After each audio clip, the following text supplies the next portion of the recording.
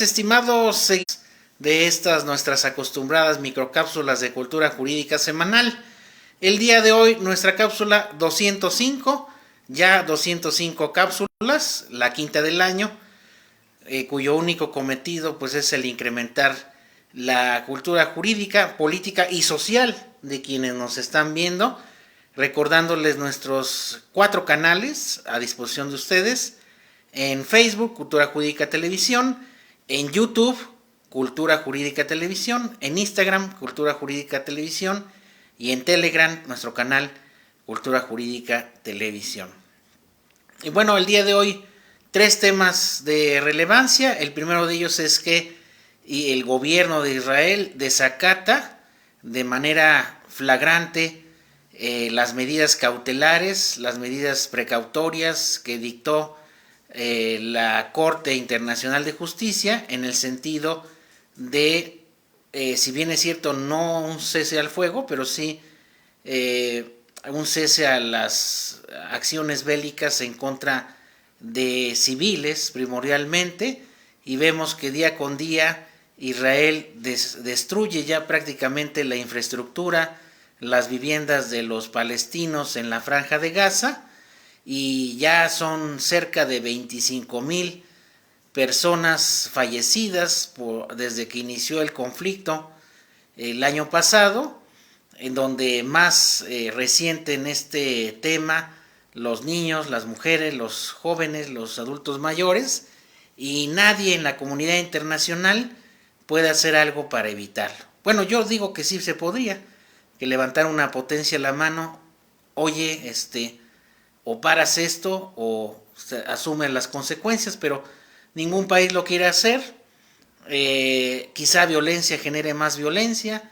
No hay ningún mecanismo instrumental que tenga a la mano la Corte Internacional de Justicia para parar esto. Esto ya lo habíamos comentado en otras cápsulas. Muchos organismos internacionales están atadas de pies y manos, como la Corte Internacional de Justicia, porque a pesar de que dio estas medidas cautelares vinculantes para ambos bandos, para los palestinos y para Israel, pero sobre todo para Israel, para evitar seguir consumando este genocidio, pues no tiene esas herramientas legales necesarias, coactivas, para poder supervisar y hacer que se ejecuten estas medidas provisionales dictadas pues hace poco más de una semana.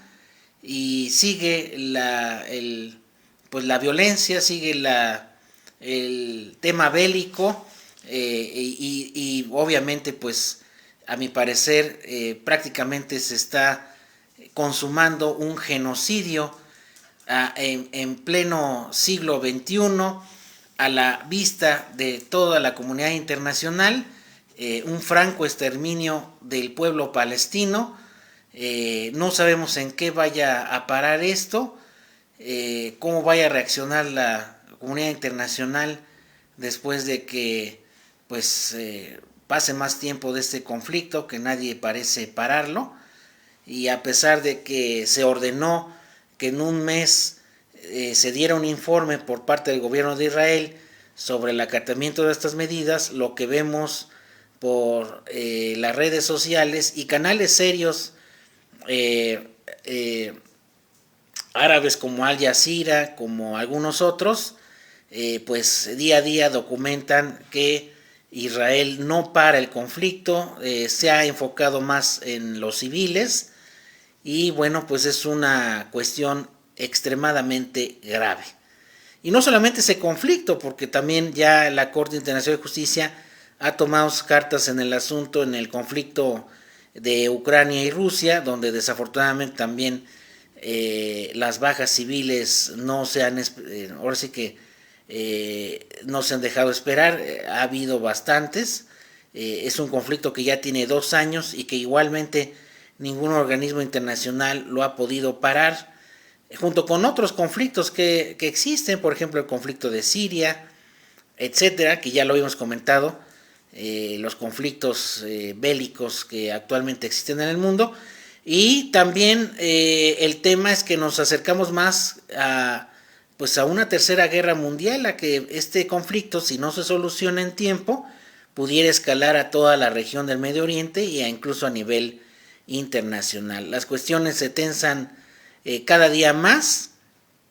Vemos cómo el derecho internacional es pisoteado y pues prácticamente no funciona ni sirve para acatar esas disposiciones de la Convención de Ginebra, del Estatuto de Roma, y pues se consuma o se está consumando un evidente genocidio en contra de este pueblo que tiene derecho a estar ahí, tiene derecho sobre estas tierras, tiene derecho a vivir en paz, tiene derecho a, pues, a desarrollarse, al progreso, a la paz, a la justicia, y bueno, pues no, es un conflicto asimétrico en el que se está dando en esa región del mundo, en la Franja de Gaza.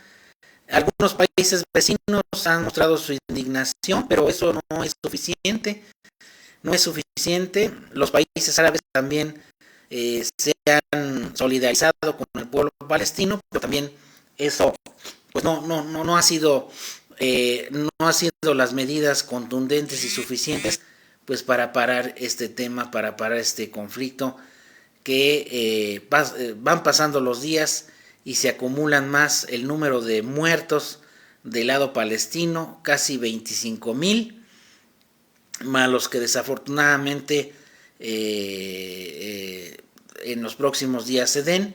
La ayuda humanitaria no ha fluido del todo de manera correcta, incluso Israel se está documentando que Israel, el gobierno de Israel y algunos grupos han estado incluso bloqueando la ayuda humanitaria para los palestinos. Esto es inconcebible. Tampoco se ha respetado el corredor humanitario. Pues sin duda esto nos debería de poner a pensar de que esto puede llegar a suceder a cualquier país débil de Latinoamérica, de Asia, de Europa, de África, porque pues estamos endebles, impera la ley del más fuerte y pues nadie puede parar al gobierno de Israel, que pues ha tenido el repudio, el rechazo, el señalamiento mundial, pero pues eso no es insuficiente. Lo que se pediría es un cese al fuego, y además un cese al fuego que si no lo respetas pues te asumes a las consecuencias.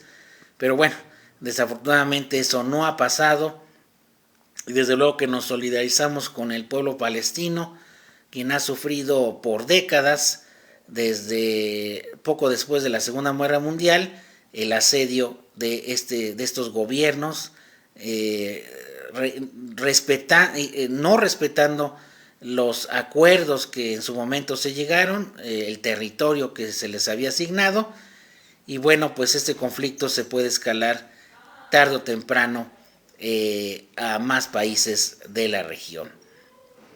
Y bueno, el segundo tema que tenemos en esta microcápsula número 205 es que causó mucho revuelo la iniciativa, porque todavía no se discute ni se pasa al pleno del Congreso.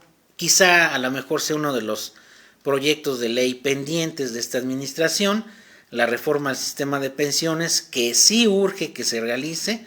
Desafortunadamente yo veo que siempre cuando hay reformas que pretenden beneficiar al trabajador, siempre hay peros, siempre hay obstáculos, siempre tratan de salir algunas empresas a decir que esto va a desfavorecerlas, etcétera, pero eso no es cierto. Yo creo que lo más justo para cualquier trabajador es que cuando llegue a su edad de retiro, pues se retire dignamente y que reciba una pensión acorde a lo que estaba ganando, ¿no? Y si a lo mejor no ganaba lo suficiente, pues una pensión universal, ¿no? Entonces, el proyecto de que las personas que se retiren en su cesantía ganen lo que el salario que estaban percibiendo, el último salario, pues me parece excelente, ¿no?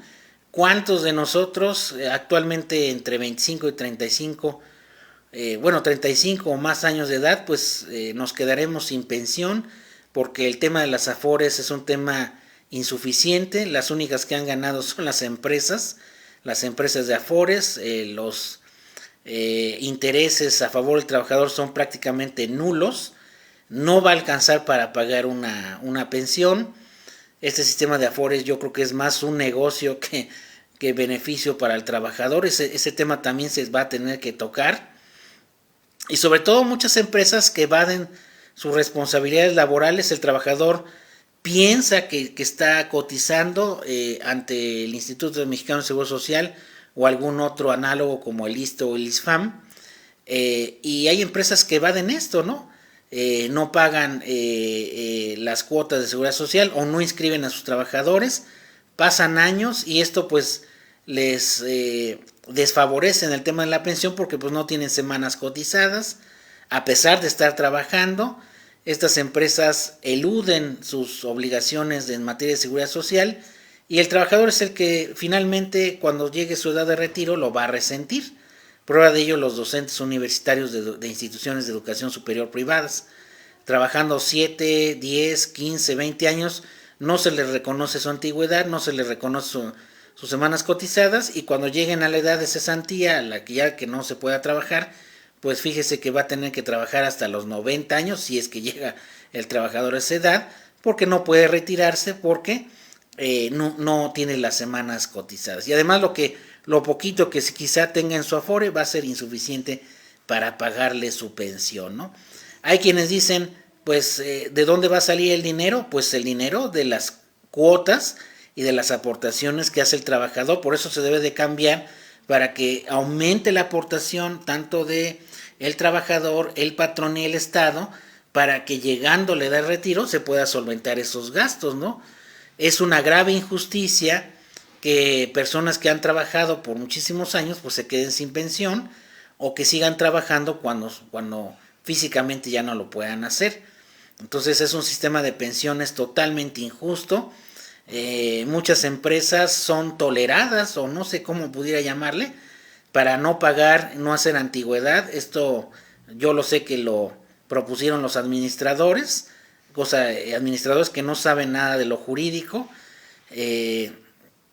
Y esta tendencia no es solamente aquí en México, es mundial, con tal de incumplir sus obligaciones en materia de seguridad social y finalmente el perjudicado, como siempre, es el trabajador. El trabajador, aquel que deja su vida en el aspecto laboral y cuando ya quiere recibir esas contraprestaciones o retirarse, pues fíjese que siempre no le va a alcanzar o va a tener que trabajar por más años. ¿Por qué? Pues porque no tenemos un sistema de pensiones acorde y además donde se administre correctamente sus recursos y que realmente favorezca a que cuando el trabajador tenga su edad de retiro, pues lo pueda hacer sin problemas. Entonces, yo pienso que estas iniciativas que se están manejando, siempre y cuando favorezcan al trabajador, bienvenidas porque pues siempre que se tocan estos temas, siempre ponen peros cuando se trata del beneficio de la gran mayoría, pero cuando son beneficio de las minorías, eso sí se aprueba y la Corte lo valida, ¿verdad? Eso es desafortunadamente lo que llega a pasar en este país, desafortunadamente, donde las minorías están consentidas y muchas veces la mayoría paga los platos rotos. Y en el tema laboral es igual. De hecho, desafortunadamente nuestra iniciativa de reforma a la ley federal del trabajo para que el trabajo docente universitario sea reconocido y con todas las prestaciones, pues no ha pasado, ni sabemos si vaya a pasar esta iniciativa en este año.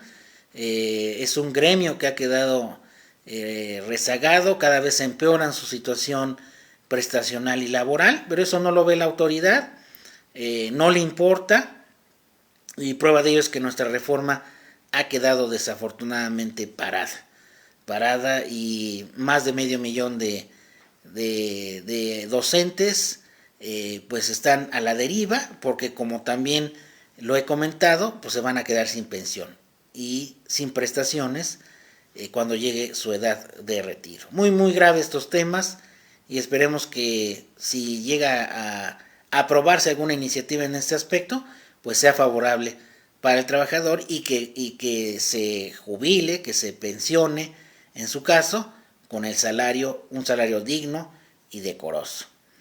Y la última nota es que, bueno, ya inicia el procedimiento para la selección de los funcionarios de mesas directivas de casilla. La letra del apellido que se ha sorteado es la letra A, y si no hay A, pues la B. Entonces ya inicia este gran trabajo de los capacitadores asistentes electorales, que son los que, para mí es la columna vertebral, porque es los que llevan todo el trabajo de campo primero para entregar las cartas de invitaciones, para convencer a los ciudadanos, porque muchas veces a los ciudadanos se les hace muy fácil esconderse o negarse cuando realmente la democracia se construye con la participación ciudadana. Es solamente una vez cada varios años, es una responsabilidad, es una obligación ciudadana el participar como funcionarios de mesa directiva de casilla para lo que será la elección presidencial y en otros estados. Y bueno, yo invito a los que les llegue su carta a aceptar esa invitación con mucho gusto, a capacitarse y a participar como miembro de esa mesa directiva de casilla, que pues realmente son ciudadanos y vecinos los que reciben la votación de su sección, y si no lo hace, pues estará contribuyendo a que no se consolide los sistemas electorales, y además de que no exista esta democracia, no se consolide, ¿no? Entonces es importante la participación. Ya inició el proceso electoral, pero todo va en miras a la jornada electoral del primer domingo de junio, y esta parte de la integración de las mesas directivas de casillas es muy importante, que la gente participe y se involucre en estos procesos, porque solamente viéndolo de ese lado es cuando entendemos todo este aparato que se pone en marcha de recursos humanos y materiales para lo que será la elección de este año. Pues me da mucho gusto saludarles, que tengan un excelente día y un excelente fin de semana, y pues nos estamos saludando